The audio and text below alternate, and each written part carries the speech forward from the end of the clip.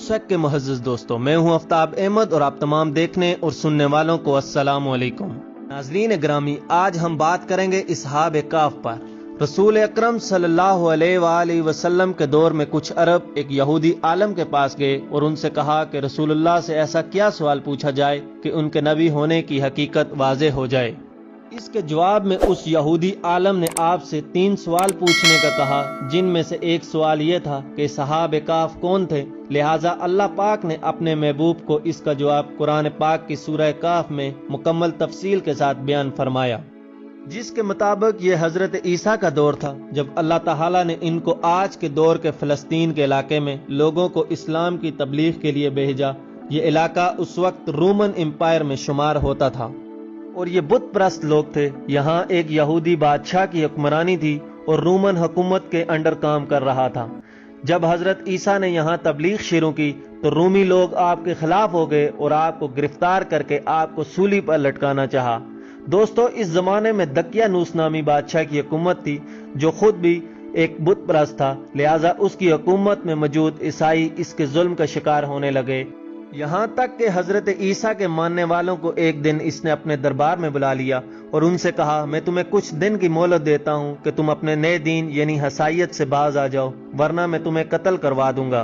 दोस्तों, हजरत ईसा के ये पैरोकार दरअसल इसहाब काफ थे, जिनका जिक्र सूरह काफ में मौजूद है। इन नौजवानों ने जब ये धमकी सुनी तो शदीद परेशान हो गए, क्योंकि वो उस वक्त बादशाह से लड़ने की हिम्मत नहीं रखते थे और ना ही इस हुकूमत में रहकर ईसाइयत की तालीमात जारी रख सकते थे। लिहाजा उन्होंने शहर छोड़कर कहीं और जाने का फैसला किया और अल्लाह ताला की ज़ात पर भरोसा करके शहर से निकल गए कि अब अल्लाह ताला ही हमारे लिए कोई नया फैसला करेगा और हमारे लिए कोई नया रास्ता भी बनाएगा।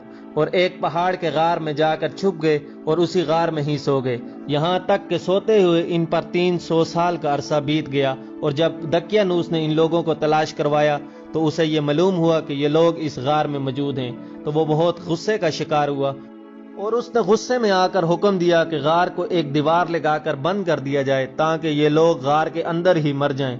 बादशाह ने जिस शख्स के जिम्मे ये काम लगाया था वो बहुत ही नेक और ईमानदार आदमी था। इसने सहाब काफ के नाम और उनकी तादाद और पूरा वाकया एक तख्ती पर लिखकर तांबे के संदूक में रखा और इस संदूक को दीवार की बुनियादों में रखवा दिया और इसी तरह एक और तख्ती शाही खजाने में भी रखवा दी।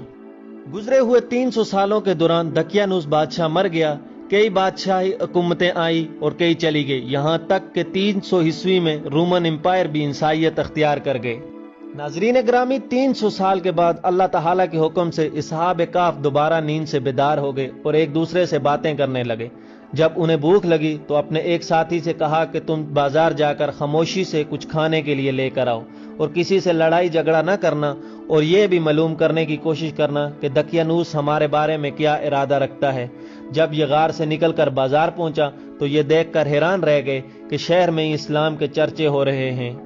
लोग सरेआम हजरत ईसा का कलमा पढ़ रहे हैं और उनकी तालीमात पर अमल भी कर रहे हैं। इसी कश्मकश में वो एक दुकान पर खाना लेने के लिए पहुंचा और खाने की कीमत अदा करते हुए दकियानूसी हुकूमत का सिक्का दुकानदार को दे दिया, जो कि 300 साल पुराना था और अब बंद हो चुका था और इसको सिक्के को पहचानने वाला भी कोई न था। और दुकानदार को शक हुआ कि शायद इसे कोई खजाना मिल गया है।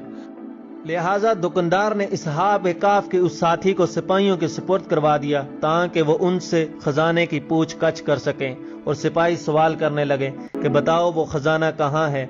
जवाब में सहाब काफ के उस साथी ने कहा, मेरे पास कोई खजाना मौजूद नहीं है, ये हमारा ही रुपया है।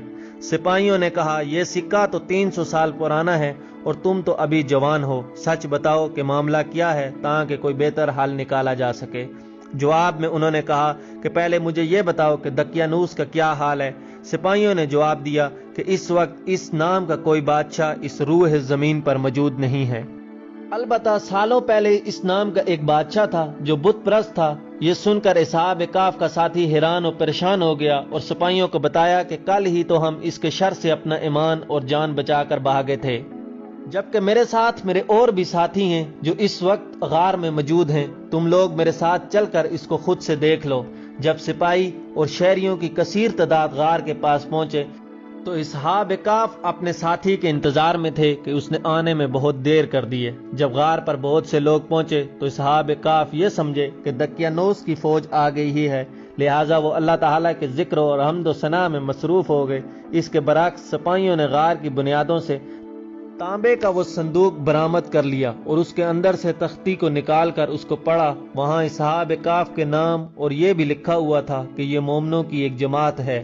سپاہی یہ دیکھ کر حیران رہ گئے اور اپنے بادشاہ کو پیغام بھجوایا۔ بادشاہ نے جب یہ خبر سنی تو فوراً غار کے پاس پہنچا۔ اصحاب کہف غار سے باہر آ کر بادشاہ سے تمام واقعہ بیان کیا اور بادشاہ کو سارا قصہ بتانے کے بعد دوبارہ اسی غار میں چلے گئے اور سو گئے۔ لہٰذا اسی نیند کی حالت میں اللہ تعالیٰ نے اصحاب کہف کو موت دے دی۔ بادشاہ نے لکڑی کا صندوق بنا کر اصحاب کہف کی لاشوں کو اسی میں رکھوا دیا۔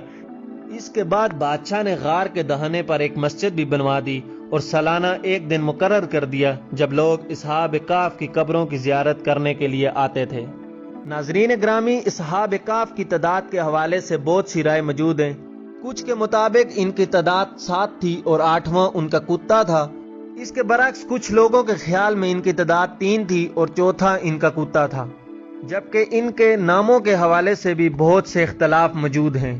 ناظرین، آج کی ویڈیو کا اختتام یہیں پر کرتے ہیں۔ امید کرتا ہوں کہ آپ کو ہماری یہ ویڈیو اچھی لگی ہے، اور اگر آپ کو یہ ویڈیو اچھی لگی ہے تو اسے دوستوں کے ساتھ شیئر کیجیے گا اور ہمارے چینل کو سبسکرائب کر کے ساتھ لگے گھنٹی کے نشان کو دبا دیں تاکہ آپ کو ہماری آنے والی نئی ویڈیو کا نوٹیفیکیشن موصول ہو سکے۔